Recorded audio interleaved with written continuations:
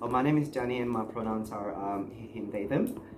And, And before we had this session, we already got to chat a little bit earlier, and it was great. Thank you. Yeah, so much. And I guess I was just wondering, what has been your experience with being QTI BIPOC? Has that intersection between LGBT plus and ethnicity or race been major in your career? And yeah. I think that for everybody who's well, I think that certainly for people of my vintage, growing up, LGBTIQ had its challenges, because the world we grew up in, was in many ways, less accepting than I think the world that we all live in now. But I think that for people who might have grown up, in a different culture, that brings along additional challenges as well. Because I think for looking around the room, I would guess that for a lot of people, you may have actually come from a culture where being LGBTIQA+ is probably still very difficult. And I think the difficulty for a lot of us is that our parents and immediate family and our closest community may not necessarily be accepting the life choices we make.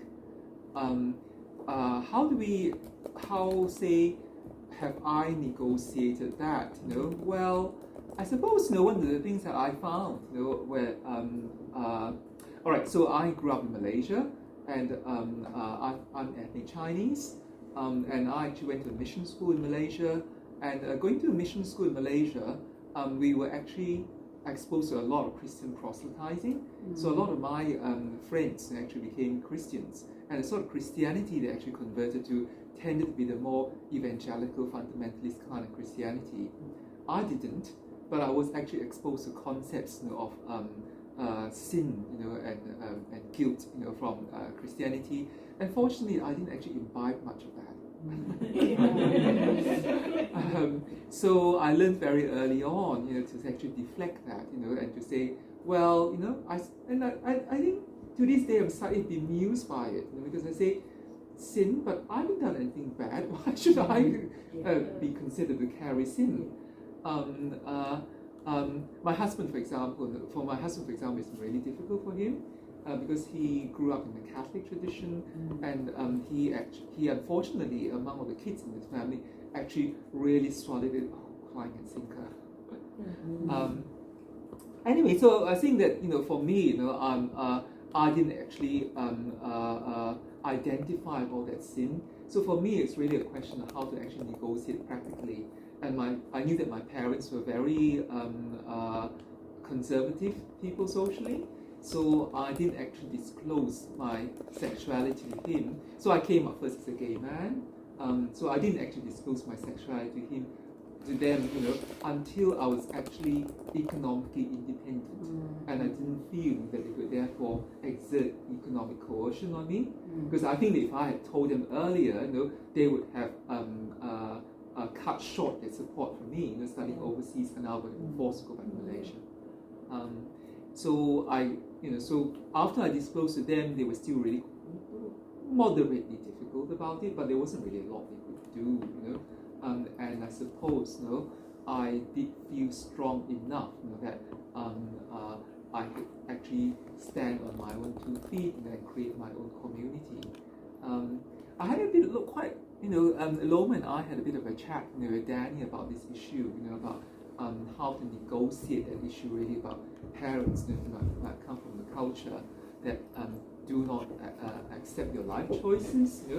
And I think a lot of it comes down to your parents themselves, the prisoners of the culture that they've grown up in, because they've obviously got are carrying social expectations, from their extended family, from their society, and they are then, if you like, transmitting the obligations they feel to you. Now, and to me, it's a choice of whether, for me, certainly it was a choice of whether I felt I wanted to accept those obligations or not, and I didn't feel I wanted to. And I suppose, in that way, I've become quite westernized, in saying that that I have the freedom to make my choices, and that my parents have the freedom to decide, whether their community and their society matters more to them, or my relationship and my love for them. And I sort of feel that, well, I can make a choice about what life I want to lead. My parents should be able to make a choice about what life they want to lead as well. And so I think that if my parents had decided, that they wanted to ostracize me, then I think I would have said that that's a decision that they made for themselves. I probably would have continued to support them economically, because I think that there's a lot of expectation of Chinese children to actually support their parents and look after them. I probably would have continued sending them money, and things. But if they had decided they didn't want to see me, then that was a choice that they actually made. In fact, what's happened, is that my parents just had 2 kids, my older brother and I, and at one stage they had actually alienated my elder brother too, so they just had me left. So they actually ended up living with me in Canberra, but when they moved here, they actually cut themselves off from the community. They did not actually give their contact details to anyone from the community back in Malaysia. And one of my father's cousins actually tried to contact him through us, through the kids, and we were quite happy to have relationships with them. They know I'm gay. In fact, when I went to Singapore and I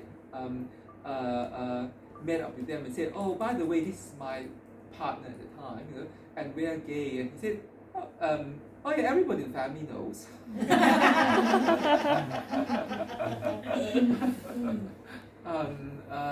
So my parents, and they've never, when I've asked them about, well, why don't you want to give your telephone details to anybody, they've never really explained it. I assume it's because they were embarrassed about me and they just want people to know. But I said, well, that's your problem. I don't have a problem talking to my relatives about it, and my relatives have a problem. Well, I don't need to know them.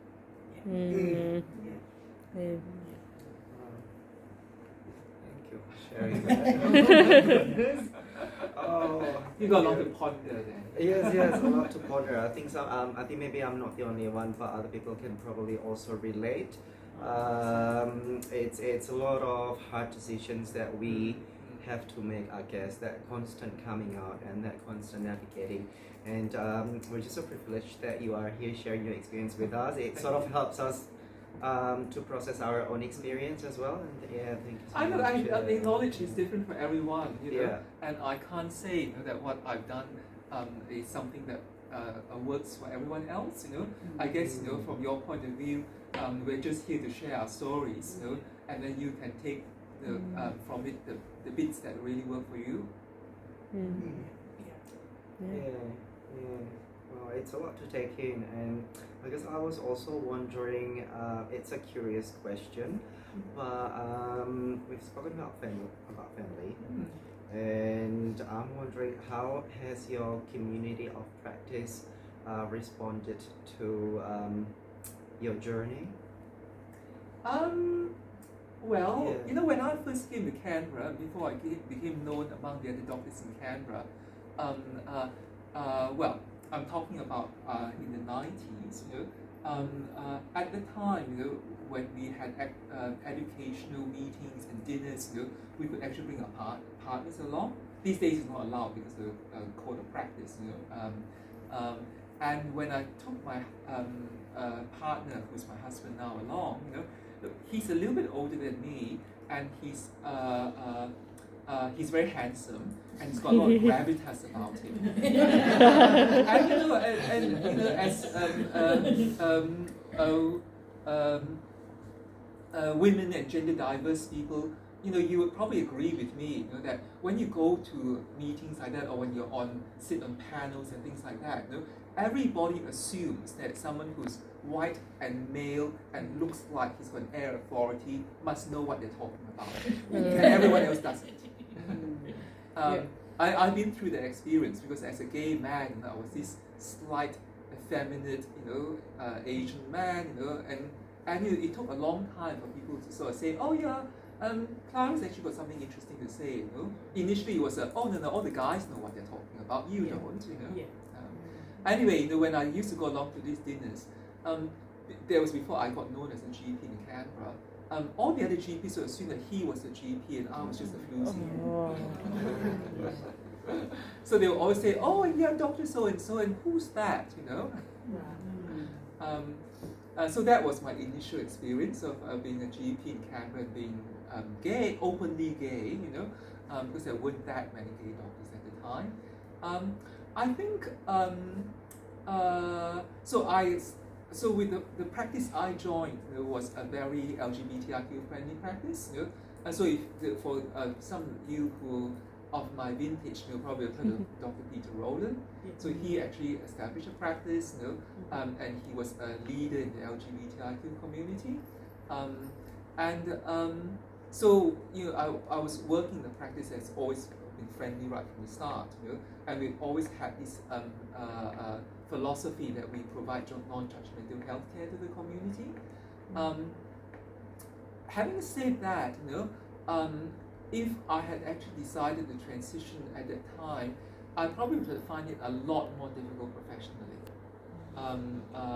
Now, with my transition, and I actually started my transition journey in 2017, and I transitioned at work in April 2018. Now, my transition, I've only actually heard of one doctor who said that he disapproved my transition, and he didn't actually dare to say it publicly.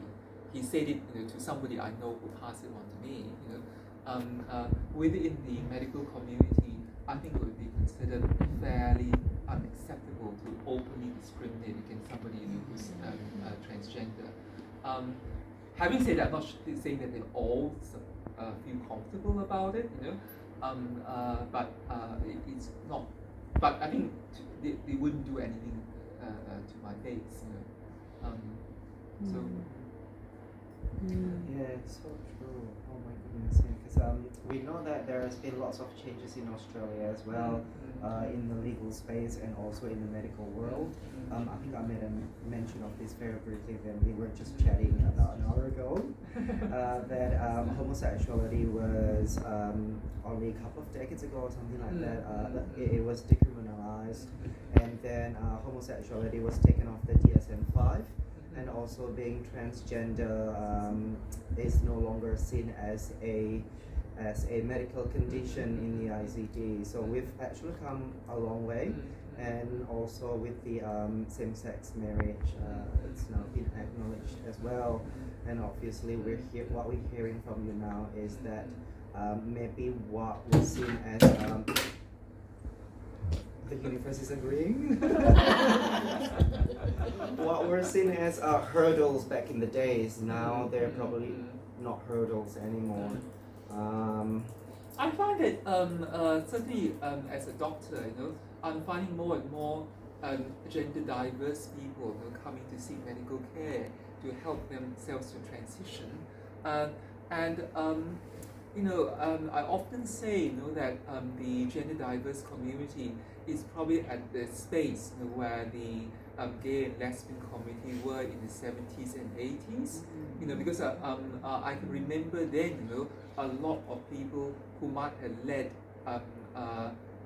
closeted heterosexual lives, coming up to claim their sexuality, saying, oh, I never knew this existed, or I never knew there were any other person like me, sort of thing. Now I know there are other people like me, and I want to, and this is who I actually am, and we're seeing, older transgender people coming out and saying that, but we're also seeing, a lot of kids now, where before they may not have a word to describe how they feel, or um, uh, any knowledge, of gender diversity. Just accept that, oh well, I feel a bit strange, I feel a bit different, but I don't know what this is, and I'm just going to have to try and live my life, this slightly truncated, circumscribed life, but I don't know any different, But kids now know about it. Kids hear about it at quite a young age, so they're able to sort of put a word to it, and then if their parents are supportive, come and seek help. I feel that what's actually happened with the whole LGBTIQ plus space is that really since Australia's passed the gay marriage vote, and we now have gay marriage legalized in Australia, homosexuality seems to have become less of an area of contention. There's just so much less negative stuff about homosexuality in the media. And what's actually happened is that the conservative social forces have now actually moved their target, and are now attacking the medical treatment of transgender kids. That's really become the new battlefront of the culture wars. And I feel that as somebody who people have all sorts of different transgender experiences, but I'm one of those people who knew that I was transgender from the time that I was about 3 or 4 years old, So when I have transgender kids coming to see me, I sort of feel like I know what you're talking about because I lived through that, I don't know if some of you remember, but a number of years ago, there was a documentary on the ABC. This was probably back in about 2016 or 2017, where they actually interviewed several transgender people. And one of them was this young kid in rural Victoria who had been assigned male at birth, and decided to transition. And he was very young, I think he was, early teens, I think.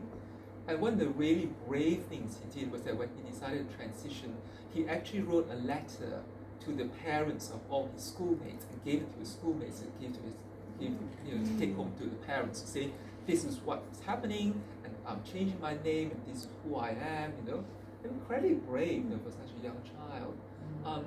And I remember, that one of the things that happened in the documentary was this child's father actually saying that the first time that the child was able to join the ballet class at school in a tutu, and the look of joy on her face, and I remember and at the time I hadn't transitioned yet, but when I actually watched that part of the documentary, I broke down in tears to my partner, because I said, I know what a child feels like, and there's something that I've actually suppressed all my life. So it saddens me, that transgender kids and adolescents, are really being the cannon fodder in the culture war, because you all remember what it was like when the gay postal vote thing was about, all the really, really nasty things that were said about gay people. That's now all being said about the medical and social transition of transgender kids. And the sad thing about it is that there are actually some medical professionals that are actually saying those sorts of things too. So I sort of feel that with the I suppose with the role that I have been given, with the public profile that I have, that I want to use every opportunity that I can to actually stand out there, and say that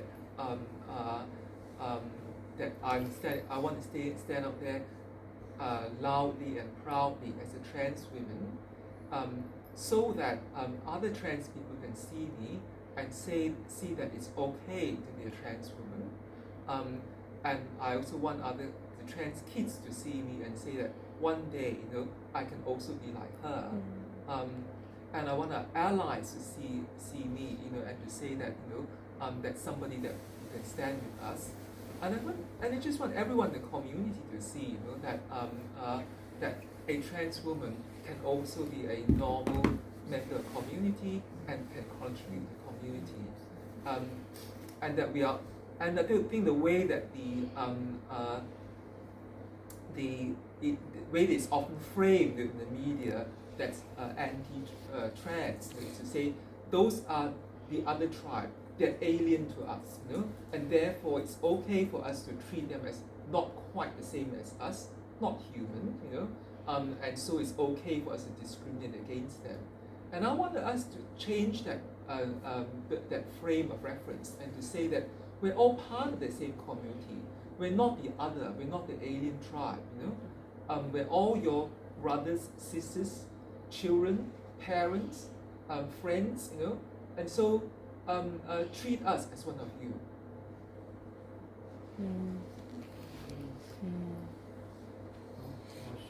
Are we feeling okay?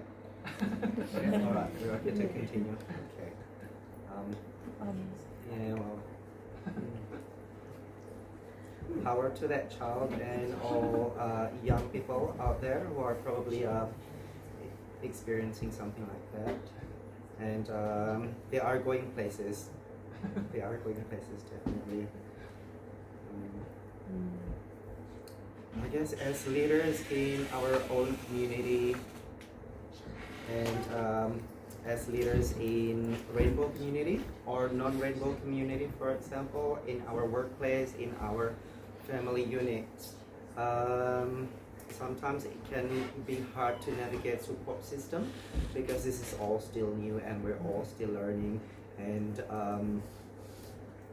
yeah, sometimes the idea of self-care is very important as well, especially as you mentioned, transphobia, biphobia, and homophobia, racial discrimination. They always find their way to be hurtful to our community. They always manage to find their way, unfortunately, and it's very important for us to look after ourselves. And have you got any tips? I think one of the things about all the various phobias, is that we are all social animals, and it's inevitable that we hear and feel hurt by negative things that are said by us, and it's also very difficult for us not to actually internalize some of that.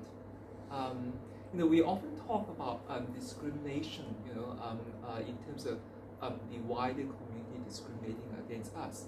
And I think that's true, and I think that's something that we do need to fight against. I think there have been lots of advances, obviously, over the last few decades, but we still need to actually address the areas that remain. I think the other thing is that we also, in a way, discriminate against ourselves. One of the things I noticed as a young, gay, effeminate, slight Asian was how there were never any positive images about me in the gay media.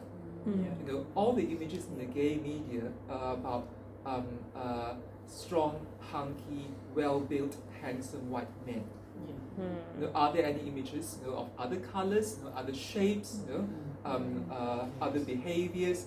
No. I mean, so what actually happened as a young gay man trying to look for a partner was that I knew that in most of the gay spaces I went to, that none of the gay men would be interested in me. I mean, they weren't unfriendly, I was part of the gay family, but none of them would actually see me as a potential partner, except for a group that were derogatorily labeled rice queens. Now, how helpful is that? So I think one of the things we actually need to do within our own community is that we also need to actually expand, if you like, the rhetoric about what bodies are like, what sexualities are like, and to say it's not one shape or one size, it's all shapes and all sizes, and all colors and all behaviors, and any and all of them can actually be attractive. So we need to actually say to our own media ourselves, that you need to actually change what you actually portray as attractive. I was talking to some television producers recently, about a program they want to do about the body. So they just wanted some input, on how to talk about transgender. And the woman who was doing some research, said that she was talking about how desirable body shapes all change over different eras, you know. And apparently, the desirable body shape among teenage girls and boys is actually Kim Kardashian. And I sort of now, a Kim Kardashian type body is a kind of body there where, except for some South African women, it's actually impossible genetically for anyone to actually attain without a lot of plastic surgery. Now, if the media can now make a body like that the desirable body, the media has got a lot of power. Yes. So we need to actually say to our own media that you are actually harming us, and you need to change the way you actually portray attractiveness. And moving and still growing up then as a so gay initially and then trans, I think I've had to also, if you like, confront the internalized phobias within me. Like as a trans woman, and I know that among the trans patients I treat, that one of the things we most fear is being misgendered. But part of that misgendering is because we are actually uncertain about our own identities, and so it's therefore very hurtful for us when that happens. Now, I'm not saying it's right for that to happen, but to some extent, what we do to ourselves as a trans woman, is that we say, all right, this is our idea what a woman should look like, and therefore we want to try and attain that body. Now, I'm not saying that I'm immune to that. Obviously, I've also worked very hard to actually look convincing and to pass, sort of thing. And I suppose, fortunately for me, I'm very slight, I'm a bit pretty, sort of thing. So I actually pass quite well, But the thing is, for a trans woman, we are often our own worst critics.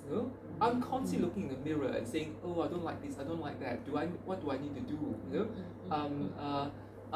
And I've got to actually learn, if you like, that lesson again of saying that it's okay. Don't fear that. And I think one of the useful lessons for me, is that as a result of all the media coverage had early this year, it's now probably made it impossible for me, to pretend to be a cis woman. Double-edged sword. So, I think that, I've so had to, if you like, slightly adjust my mind. Because, as I say, most of my trans patients say, I just want to blend in, I want everyone to just see that I'm just one of the other women, and I say, well, I don't think it's probably very likely anymore. So I think, fine, I will just stand up proudly as a trans woman, and say, and yes, so I am a trans woman, and what's the problem with that? Yeah. Okay.